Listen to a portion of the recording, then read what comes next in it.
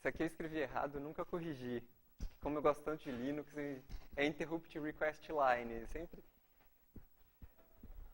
Mas tudo bem. Uma das formas de fazer interfaceamento de hardware é via interrupção, tá? Então, muitas vezes, um dispositivo externo que está pendurado aqui embaixo, um exemplo, porta paralela, mouse, teclado,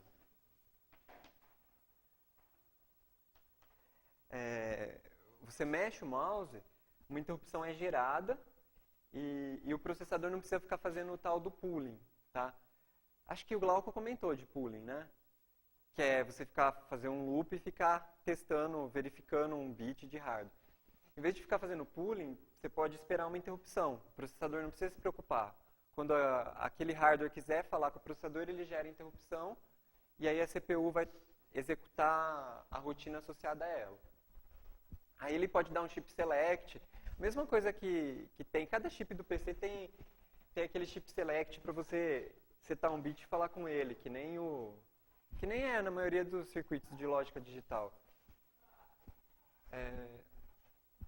Eu não sei porque que isso estava aqui, mas acho que todo mundo aqui sabe, né, o que é um hotdog timer, que você seta um tempo nele, ele fica contando, se você não resetar ele a cada tanto tempo, ele reseta a CPU, tá? Normalmente ele é ligado direto aqui no reset. Os microcontroladores normalmente têm. Isso aqui é para proteção do sistema. Então, estava falando da cache, né, agora há pouco. Então, que nem eu falei, ele guarda os dados das instruções que são usados mais frequentemente. Então, às vezes você está executando um programa que calcula uma matriz e ele usa alguns parâmetros que estão aqui na memória, mas são sempre os mesmos parâmetros. Aí a cache detecta isso e armazena diretamente na cache, tá? Para isso, tem os algoritmos de substituição, né? Por exemplo, o mais recentemente utilizado. Então, tudo que é usado mais recentemente vem para a cache. Tem o mais frequentemente modificado. Acho que é MFU. Eu lembrei desse agora. Então, aquele que modifica mais também vem para a cache. E aí vai subindo o peso dessas posições de memória, né? E aí elas ficam mais tempo na cache. A cache normalmente é pequena, tá? Nos processadores novos, isso aqui é 512K, 1 mega. Em servidor, assim, chega até 8 mega, mas custa uma fortuna. Só por causa... 8 mega de cache dobra o preço de um processador. É impressionante como é caro. Então, um exemplo interessante. O tempo de acesso à memória RAM aqui, num exemplo, pode ser 100 nanossegundos. E o acesso à cache normalmente é menor, mas a gente pode dizer que é 30 nanossegundos. E aí, se a gente colocar uma taxa de acesso de 60%, o tempo de acesso ao dado já cai em média para 58 nanossegundos, quase metade.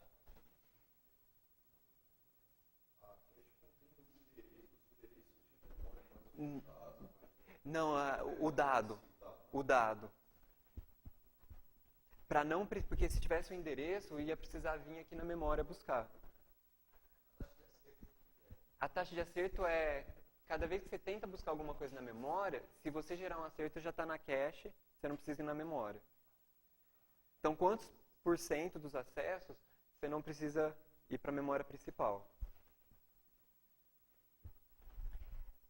Outra coisa interessante que o pessoal tem colocado nos processadores mais recentes, acho que a partir do 486, é o pipeline. Então, lembra aqueles 4 ciclos que eu falei, que é busca, né, fetch, decodificação, execução e escrita, né, do resultado. O pessoal reparou que quando você está fazendo a busca,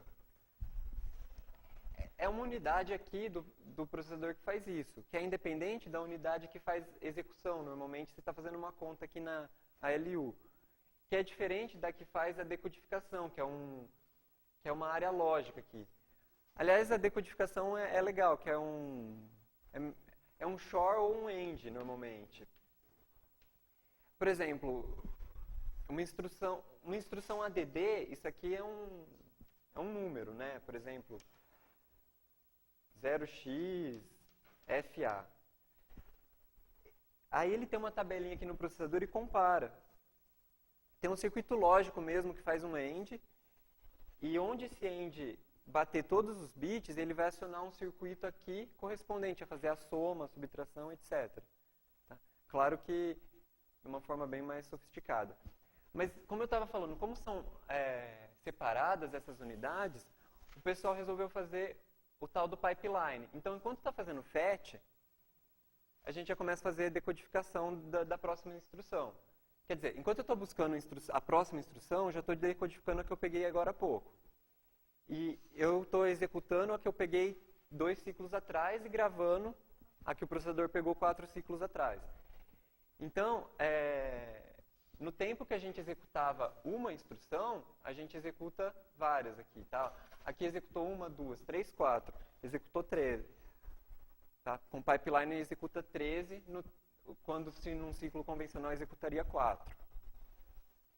O único defeito do pipeline é que se tiver instruções jump aqui, por exemplo, if, switch, normalmente o pipeline é quebrado. E aí ele precisa ser realimentado. Aí o pipeline começa assim, né? Primeiro você precisa encher o pipeline. Depois que encheu, a performance fica maior. Isso é ruim para tempo real, tá? Porque o sistema perde determinismo. Você sabe que a coisa está acontecendo a cada x nanosegundos, a cada x microsegundos. Acontece um jump, tem uma pequena variação aqui. Tem alguma dúvida até aqui? Tá muito estranho o que eu estou falando? Então, aí tem arquiteturas diferentes de von Neumann, tá? Isso aqui tudo é arquitetura de von Neumann, que é uma CPU que busca dados na memória, executa e armazena também na memória. E, aliás, isso lembrou uma coisa que eu não tinha falado, que é muito interessante. Isso é inerente à arquitetura von Neumann. Tudo que o processador vai executar está na memória. Os dados também estão na memória, as variáveis. Então, isso aqui dá margem para acontecer o seguinte, o processador confundir dados com instruções, instrução com dados. E aí acontecem coisas bem estranhas. Então, na verdade, deixa eu pensar aqui, assim, o pessoal normalmente usa isso para fazer ataque, tá? Em servidor, ou mesmo para comprometer sistema. Aqui, é mais fácil aumentar isso. Vamos aumentar essa memória aqui.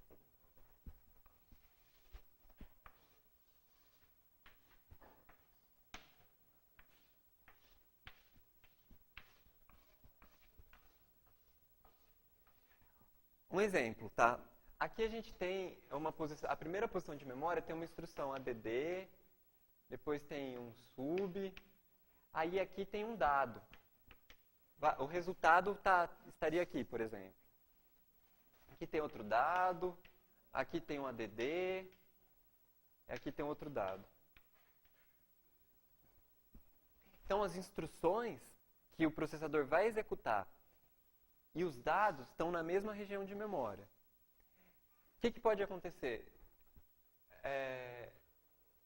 Se o programador fizer alguma coisa sem querer ou por querer e substituir isso aqui por dado, o processador vai ler isso aqui e interpretar como uma instrução.